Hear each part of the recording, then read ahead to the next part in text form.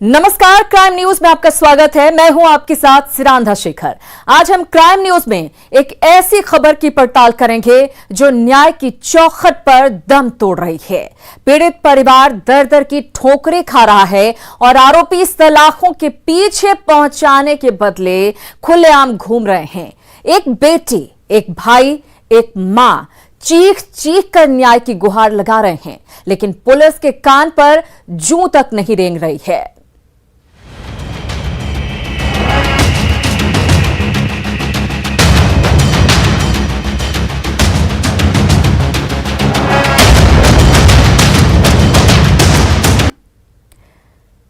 एक शादीशुदा महिला की जिंदगी में सब कुछ उसका पति होता है।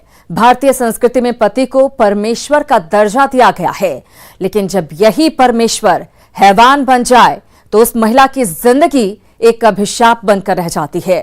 2015 में आराधना ने जब दुल्हन का जोड़ा पहनकर अपने पति से विवाह के बंधन में बंधने के लिए श्रृंगार किया होगा तो उसने कभी सोचा भी नहीं होगा कि उसकी मांग में सिंदूर सजाने वाला, उसकी आंखों का काजल, उसके गले का मंगलसूत्र और उसके हाथों में मेहंदी और चूड़ियां पहनाने वाला, 7 फेरे लेकर 7 वचन निभाने और 7 जन्मों तक साथ निभाने का वादा करने वाला उसका सुहाग ही उसकी जिंदगी तबाह कर देगा।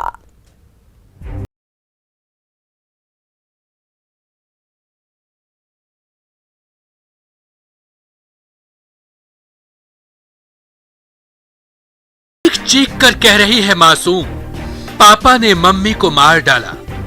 पापा ने मारा इसको। किसको? मम्मी को थप्पड़ मारा है इसलिए। तो बोली क्या सब कुछ खाली करके घर में आ गई। सुबह सब दीदियाँ भाग गई। बार बार दोहरा रही 4 साल की मासूम, वहाँ से सभी दीदियाँ भाग गई। क्या? दीदियाँ, सुमन दीदियाँ, सब दीदियाँ भाग गई।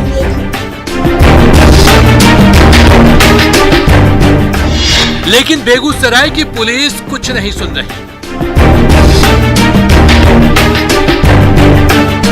देखा ना तुमने थप्पड़ मारते हुए बेटा? लेकिन पापा को मैं डांटी। 31 अक्टूबर को बेटी के सामने आराध्या की दहेज के लिए हत्या। कुछ होता 85 दिन बीत गए, आरोपियों पर चार्जशीट तक नहीं।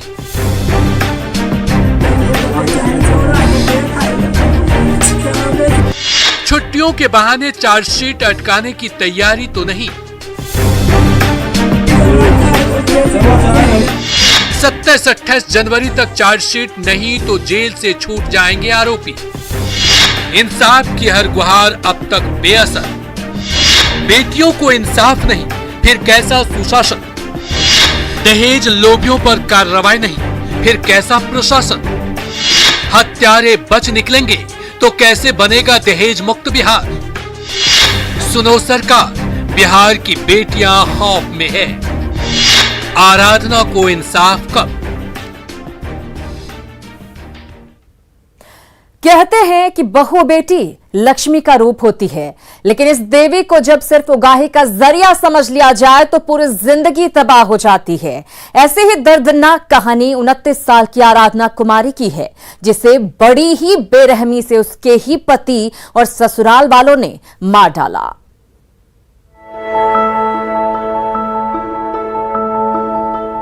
चार भाई बहनों में सबसे छोटी आराधना पूरे घर की लाडली थी। शादी के वक्त घर वालों ने बड़ी उम्मीद के साथ बेटी आराधना को विदा किया था। भरोसा था कि अब वो अपने ससुराल में बेहद खुश रहेगी, लेकिन दहेज के लालची ससुराल वालों ने इस पर ग्रहण लगा दिया। पुलिस अंकल,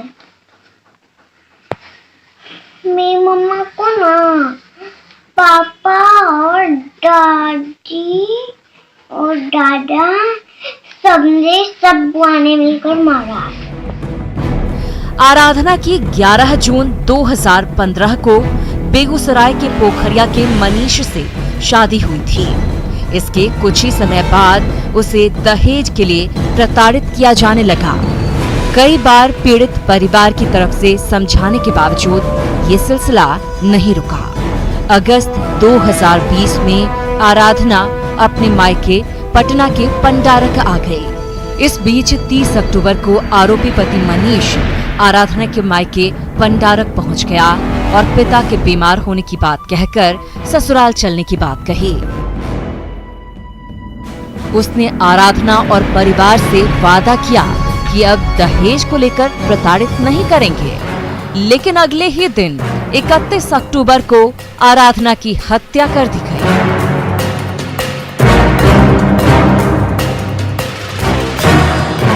हत्या के बाद ससुराल वालों ने उसे खुदकुशी साबित करने की साजिश रची, लेकिन पोस्टमार्टम रिपोर्ट ने हत्या पर मुहर लगा दी। मेरी बेटी को जिस तरह बेरहमी से मारा गया है, 90 दिन होने का हुआ है, लेकिन अभी तक कुछ नहीं हुआ। चार्जशीट भी जमा नहीं किए। हम पुलिस से आशा करते हैं, जब पुलिस नहीं साथ देंगे तो कौन देगा, कहाँ जाएगा। पोस्टमार्टम रिपोर्ट में हत्या की पुष्टि के बावजूद इसके हत्या के 8 आरोपियों में से अब तक सिर्फ 2 को गिरफ्तार किया गया है। 85 दिन बीत गए, लेकिन इन 2 आरोपियों पर अब भी चार्जशीट दाखिल नहीं की गई है। 90 दिन में चार्जशीट दाखिल करने की सीमा 27 से 28 जनवरी तक पूरी हो रही है। अगर तब तक चार्जशीट दाखिल नहीं हुई तो गिरफ्तार आरोपी पति और सास भी जेल से बाहर आ जाएंगे। बेगूसराय पुलिस से हमारा अपील है कि हमारी भतीजी आराधना का निर्मम हत्या कर दिया और अभी तक चार्जशीट कोर्ट में नहीं पहुंचा है। ऐसा नहीं हो कि हत्यारा बेल करा के बाहर निकल जाए और हमारी भतीजी को इंसाफ नहीं मिले। शुक्रवार को आराधना के भाई अमित की शिकायत पर मुख्यमंत्री नीतीश कुमार ने डीजीपी के साथ ही बेगूसराय के एसपी और डीएम को ईमेल से रिमाइंडर भेजा। सीएम से की गई शिकायत में समय पर आरोप पत्र दाखिल किए जाने की मांग की गई है। छोटी बहन आराधना की हत्या के 85 दिन हो चुके हैं, लेकिन बेगूसराय की पुलिस ने अब तक दोनों जो गिरफ्तार आरोपी हैं और इस केस के बाकी आरोपी, उनके खिलाफ चार्जशीट दाखिल नहीं की है। 90 दिन की समय सीमा होती है। 27 से 28 जनवरी को यह समय सीमा खत्म हो रही है। बीच में छुट्टियां हैं, रविवार की 26 जनवरी की। किसी भी वजह से अगर ये चार्जशीट दाखिल नहीं होती है तो फिर दोनों आरोपी जेल से बाहर आ जाएंगे और ये हमारे परिवार के लिए सदमा होगा। इसलिए मेरी अपील है बेगूसराय के एसपी से और तमाम अधिकारियों से, चार्जशीट समय पे दाखिल करने की जो प्रक्रिया है उसे सुनिश्चित किया जाए, क्योंकि आशंका हमें बहुत ही चिंता में डाल रही है। दहेज मुक्त बिहार नीतीश सरकार के बड़े वादों में एक रहा है।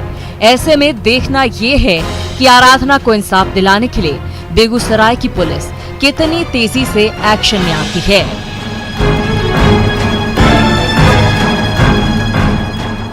Bureau report, news 18।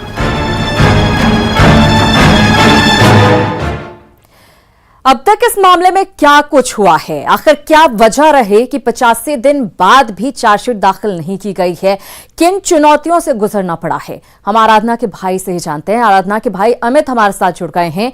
अमित, स्वागत है आपका न्यूज़ 18 बिहार झारखंड पर। हमारी कोशिश यही है कि आराधना को इंसाफ मिल सके। जरा बताएं सिलसिलेवार तरीके से किन चुनौतियों का अब तक आपको सामना करना पड़ा है और अब क्या डर है। सुगंधा, बहुत ही दुखद है जो कुछ भी हुआ है, क्योंकि 30 अक्टूबर को जब हत्या हुई मैं दिल्ली में था, मैं दिल्ली में पत्रकार हूं और यहाँ मैं अपने दफ्तर में था। हमें ये बताया गया परिवार की तरफ से, आराधना के ससुराल वालों की तरफ से, कि वो घर में कोई झगड़ा हुआ है और वो कमरे में बंद हो गई है। मेरे लिए चौंकाने वाली बात थी, क्योंकि एक दिन पहले ही आराधना को उनके पति और उसके साथ एक संबंधी है जिनका नाम भी अमित है, नंदोई है, वो साथ ले गए थे गाड़ी पे और ये कह के, मेरी माँ अकेली थी तब गांव में घर पर और मायके में वो दोनों आए और अचानक कहा कि पिताजी की तबीयत खराब है, आराधना अकेली बहू है, अगर नहीं जाएगी तो लोग क्या कहेंगे। आराधना ने इस बार ये तय कर लिया था कि कुछ भी हो जाए, लेकिन दहेज प्रताड़ना की अब जो स्थिति है उसे वो बर्दाश्त नहीं करेगी, मंजूर नहीं करेगी। आराधना को ये लगता था कि भाई अकेला है, उसे शायद हर दिन सारी बातें बताने पर बहुत ही चिंता तकलीफ में वो खुद रहेंगे, लॉकडाउन का समय है, इस तरह की दिक्कतें। आराधना ने कुछ बातें बताई और सारी स्थिति अपनी नहीं बताई थी उसने मुझे। मैंने जब माँ से बात की, मुझे ये पता चला कि अचानक लोग आए हैं, तो मैंने आराधना को कहा कि आप वहां नहीं जाइए, अभी स्थिति आपकी जाने की नहीं है और बिल्कुल मत जाने। लेकिन आराधना अब ने ये कहा, इमोशनली मैं आपको बता रहा हूँ सिरांदा, आराधना ने ये कहा कि अगर मैं यहाँ से नहीं जाती हूँ तो लोग यही कहेंगे कि वहां पे ससुर बीमार थे और वो नहीं गई, और अगर मैं जाती हूँ तो वहां पे स्थितियां मेरे लिए खराब है, तो मैं क्या करूं। मैंने समझाया उन्हें, लेकिन बाद में उनके पति और उनके परिवार के लोगों ने ये वायदा किया और बार बार दोहराया कि अब किसी तरह की दिक्कत आगे से नहीं होगी। लेकिन सिरांदा में हैरान रह गया जब अगले ही दिन मुझे ये बताया गया कि परिवार में उनकी हत्या कर दी गई है। मेरे लिए चौंकाने वाली बात थी, क्योंकि शुरू में उनके ससुराल वालों ने फोन पर यह बताया था कि खुदकुशी उन्होंने की है। मेरे लिए इसलिए ये ज्यादा हैरान करने वाली बात थी क्योंकि आराधना ने वहां पहुंचने के बाद 30 अक्टूबर को मुझसे ये कहा था, भैया मैं बहुत ही स्ट्रांग हूँ, अब अगर किसी तरह की दिक्कत होगी और दहेज लोगी, हमारे परिवार वालों ने तंग किया, मैं सीधे पुलिस को कॉल करूंगी और आपको भी कॉल करूंगी। मुझे लगता है कि ये मजबूती उनके पति, उनकी सास, ससुर और उनके जो नंदे हैं, जो आरोपी हैं, उनसे बर्दाश्त नहीं हुई कि आराधना जो बहुत ज्यादा रिएक्ट नहीं करती थी उनकी प्रताड़ना को लेकर, इतनी मजबूत कैसे हुई जी। और इसी वजह से मुझे लगता है कि हत्या की गई और साजिश पे पर्दा डालने के लिए खुदकुशी करार देने की भी वहां कोशिश की गई। दोहरा आरोप है, लेकिन अभी तक 31 अक्टूबर से लेकर मैं थाने से लेकर एसपी ऑफिस से, डीएसपी साहब से, डीजीपी साहब से गुहार लगा चुका हूं, मुख्यमंत्री नीतीश कुमार जी से गुहार लगा चुका हूं, अभी तक ये सुनिश्चित नहीं हुआ है आज की तारीख तक कि चार्जशीट दाखिल हो जाए। 27-28 जनवरी यही 2 तारीख पे दाखिल होनी है, दोनों में से किसी एक तारीख पे, और अगर चार्जशीट दाखिल सिरांदा नहीं होती है तो फिर हम कुछ नहीं कर पाएंगे, दोनों आरोपी बाहर आ जाएंगे। क्या ये परिस्थिति एक आम आदमी कबूल करे? और अगर ये स्थिति हम सब के साथ है तो बहुत गांव में रहने वाले ग्रामीण जिनके पास बहुत ज्यादा सक्षम है, वो क्या कर पाएंगे फिर? बिल्कुल बिल्कुल, मैं आपकी और आपके परिवार की हालत समझ सकती हूँ, कनेक्ट कर सकती हूँ कि कोई अपना इस तरह से चला जाए, उसने खुद से कुछ नहीं किया है, उसके साथ ये सब कुछ किया गया है, तो कैसी बीतती है किसी पर। लेकिन सबसे बड़ा सवाल यही है अमित कि इतना वक्त बीत चुका है, 85 दिन बीत चुके हैं। आपने कहा कि हर स्तर पर जाकर आपने गुहार लगाई, आपने इत्तला की, सब जगह आपसे क्या कहा गया? जब ये चीज साफ हो गई कि पोस्टमार्टम रिपोर्ट में ये बात साफ हो गई, ये कहा जाता है ना कि कोशिश की जाती है पोस्टमार्टम रिपोर्ट को किस तरह से चेंज करवा दिया जाए, कई ऐसे मामलों में देखने को मिलता है, लेकिन यहां पर तो साफ हो गया कि हत्या की गई है, 2 लोगों की गिरफ्तारी भी की, लेकिन चार्जशीट दाखिल करने में देरी क्यों हो रही है, इसका जवाब किसी स्तर पर आपको मिल पाया? इसलिए हूं क्योंकि जो आईओ है इस केस के, सिंटू कुमार झा नाम है उनका, मैंने जब भी उन्हें कॉल किया उन्होंने रिसीव नहीं किया। व्यक्तिगत तौर पे मैं बेगूसराय के नगर थाने में 9 बार खुद गया हूं, अधिकारियों के पास मैं 4-5 बार वहां पे गुहार लगाने गया हूं। 45 से 47 दिन तक मैं बेगूसराय लगातार दौड़ता रहा, लेकिन आईओ केस के मुझसे मिलने को तैयार नहीं है। मैं विक्टिम फैमिली का सदस्य हूं, भाई हूं, इकलौता भाई आराधना का, लेकिन मुझे कोई जानकारी देने को तैयार नहीं। इसका आईओ डीएसपी साहब ने एक बार हमारा बयान लिया था, एसपी साहब ने मुलाकात की थी और एसपी साहब को हमने 3 वीडियो दिए थे आराधना की 4 साल की मासूम बेटी जयती के, जो हमारे दर्शकों ने आज देखा हो। उसमें लगातार जयती ये कह रही है कि मेरे पिता ने गला दबाया, मारा, बेहोश हो गई मां, और जब उसने पूछा शायद तो उसे ये कहा गया कि गले का मैल छुड़ा रहे हैं पिता। मैं आपको बताऊं उनकी दादी की बात, बच्ची ये बोल रही है कि दादी ने कहा, दादी मां ने कहा कि घर खाली करो, आग लगा दो, सभी दीदियां भाग गई। इस सर्कमस्टेंशियल इतनी सारी चीजें हैं, और पड़ोस के बाहर के लोग कह रहे हैं कि 4-5 महिलाएं और 2 पुरुष यहाँ पे ठीक घटना से पहले निकले थे। पुलिस ने कोई अनुसंधान नहीं किया। केस डायरी 4-5 दिन पहले जाकर दाखिल की गई है पहली बार, और उसमें इस बात का कोई जिक्र नहीं, अनुसंधान के नाम पर कुछ नहीं। ब्लाइंड केस, ऐसी स्थिति बनाने की कोशिश हुई है जिस केस में पोस्टमार्टम की रिपोर्ट ये कह रही है कि जो हत्या है, क्लियरली हत्या लिखा गया और थ्रॉटलिंग लिखा गया है, कॉज ऑफ डेथ में लिखा गया थ्रॉटलिंग, और इस वजह से दम घुटा मौत हुई। गला घोंट कर हत्या वजह में लिखा गया है, एसपी साहब ने भी मुझे ये बताया। लेकिन मैं हैरान हूं इस बात को लेकर कि आखिरी तारीख का इंतजार कहीं साजिश के तहत तो नहीं किया गया। पहले दिन से मैं कह रहा हूं कि बेगूसराय नगर थाने की स्थानीय पुलिस पर हमें आशंका है कि वो आरोपियों से मिली हुई है। यह आशंका कितनी सच्ची है, अधिकारियों को जांच करनी चाहिए। जहां तक मेरी बात है, पीड़ित परिवार के नाते, अपनी बहन के नाते, इंसाफ की इस जंग को जिस मुकाम तक ले जाना होगा मैं ले जाऊंगा। मुख्यमंत्री साहब से मैंने गुहार लगाई है। मैं आपको ये बात यहां पे साफ कर देना चाहता हूं, माननीय मुख्यमंत्री नीतीश कुमार जी मेरे पिताजी के मित्र रहे। ओम प्रकाश शर्मा, शांति मोहन शर्मा और फोम जी मेरे पिताजी का नाम है। और नीतीश कुमार जी खुद मेरे घर आए थे जब पिताजी की मौत हुई थी 2 बार। और मैं हैरान हूं कि मुख्यमंत्री जी से मिलने की तमाम कोशिशें नाकाम रही। उनके 3 सचिवों को लगातार मैं मैसेज, फोन पे बात करता रहा, कोई समय नहीं दिया गया। मैं इस बात को लेकर भी हैरान हूं कि उनकी तरफ से यह बताया गया कि माननीय मुख्यमंत्री जी ने इस मामले में खुद एसपी को निर्देश दिया है। बावजूद इसके ये हाल है, तो मैं किसका विश्वास करूं? स्थानीय पुलिस का या एसपी महोदय का, अवकाश कुमार जी का? इनकी छवि एक ईमानदार एसपी के रूप में है, लेकिन मैं व्यक्तिगत रूप से जो कुछ भुगत रहा हूं, मेरी निष्ठा, मेरा भरोसा पुलिस को लेकर बहुत ज्यादा टूट चुका है। बिल्कुल, मैं ये नहीं कहता कि कोई बेईमान है, लेकिन आपसे जानने की कोशिश करूंगी कि एसपी की तरफ से क्या कुछ रिस्पांस मिला, क्योंकि उनकी एक ईमानदार छवि। हमारे रिपोर्टर संतोष भी हमारे साथ जुड़े हुए हैं, जरा उनसे जानते हैं कि उन्होंने अपने लेवल से क्या कुछ जानकारी जुटाई है। संतोष, आपसे जानना चाहूंगी, एक भाई को, एक परिवार को, एक नन्ही बिटिया को, 4 साल की बिटिया है, हम वीडियो भी देख रहे थे, मुझे तो रोना आ रहा था किस तरह से वो बता रही है कि कैसे उसके मां के साथ बर्ताव किया गया था। संतोष, क्या कुछ जानकारी आपको अपने लेवल पर मिली है? आखिर दिक्कत कहां पर आ रही है, जबकि हर स्तर तक जा चुके हैं अमित, और हर स्तर पर उन्होंने बयां किया है कि क्या कुछ हुआ था आराधना के साथ? बताएं जरा। निश्चित रूप से सिरंधा, ये कहा जा सकता है कि ये बहुत ही दुखद घटना है और किसी भी जो कड़े हृदय के भी जो लोग होंगे उनका दिल भी दहल जाएगा, क्योंकि ये 4 साल की बच्ची है। और अमित जी भी यहाँ आए हैं और लगातार एसपी और जिला प्रशासन के संपर्क में रहे हैं। हम लोगों ने भी जिला प्रशासन से बात की। हालांकि एसपी अवकाश कुमार अभी ये दावा कर रहे हैं जो 25 से 26 तारीख तक चार्जशीट दाखिल कर दिया जाएगा और जो भी अन्य आरोपी अभी गिरफ्त से बाहर हैं उनकी गिरफ्तारी कर ली जाएगी।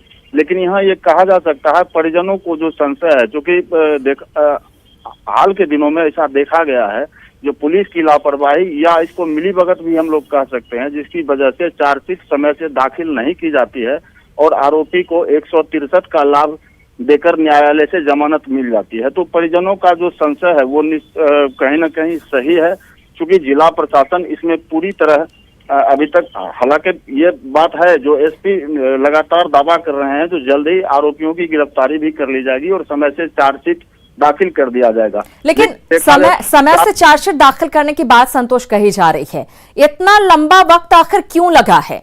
अब देखिए, आखिरी वक्त आ चुका है, अब 90 दिन हो जाएंगे, तो क्या आप बिल्कुल आखिर में जाकर करेंगे? बीच में छुट्टियां भी आ रही हैं, संडे हो जाएगा, 26 जनवरी की छुट्टी होगी, अमित बता रहे थे अपनी बाइट में भी।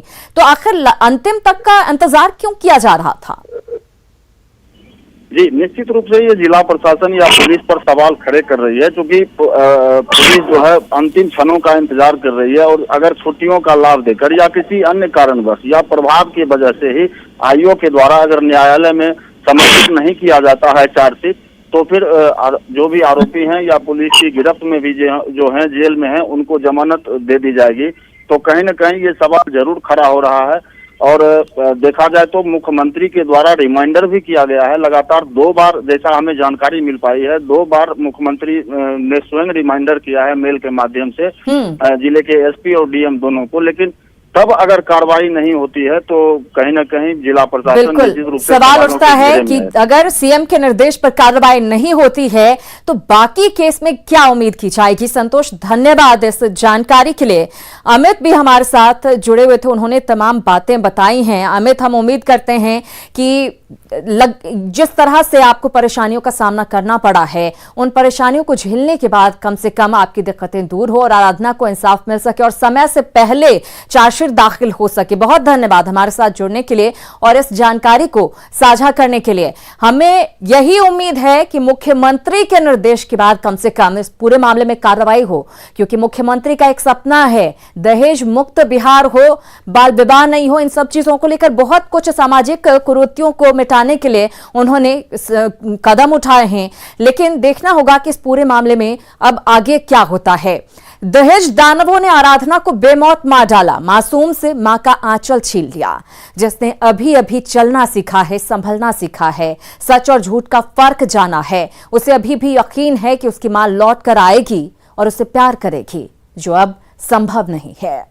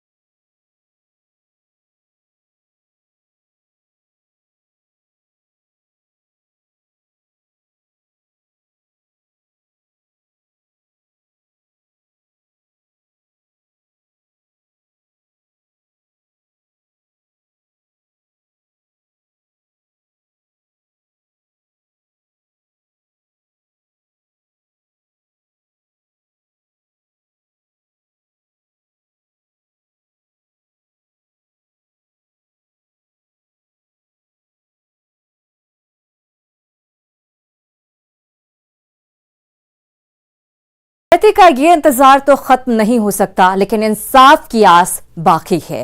फिलहाल इसी के साथ क्राइम न्यूज में इतना ही, लेकिन न्यूज 18 बिहार झारखंड पर खबरों का सिलसिला लगातार जारी है।